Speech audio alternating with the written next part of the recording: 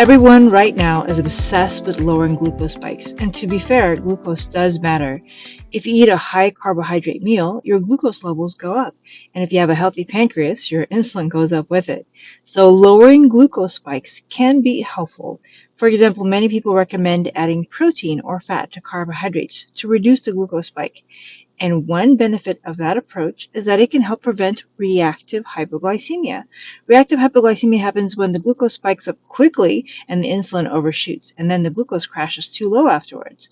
So by reducing the size of the glucose spike, sometimes you can avoid that big crash in the short term. But here's the problem.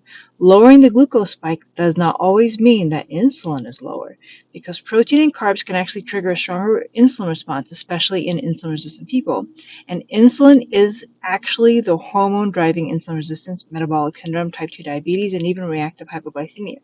A concept I learned from a presentation from my favorite insulin and fat scientist, Dr. Ben Bikman, is that when someone is insulin resistant, protein and carbs can cause a bigger insulin spike, even if the glucose spike looks smaller. I'll link the lecture in the description if you want to watch it for yourself. So sometimes your glucose curve can look better, but insulin may be high or even higher and elevated for longer. And that means that the root cause of the illness is still being perpetuated. Let me give you a personal example.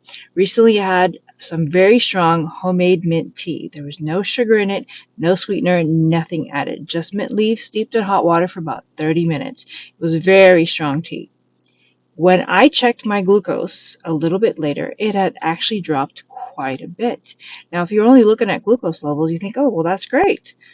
But when I checked my ketones, they had dropped so low there wasn't a trace left.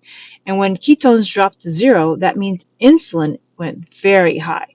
So even though my glucose went down, my insulin really spiked. And when insulin goes up, fat burning shuts off completely. This is the part that people miss. Glucose is so easy to measure, so everyone focuses on it. But glucose is not the main hormone controlling metabolism. Insulin is. And unfortunately, we don't have an easy at-home tester for insulin.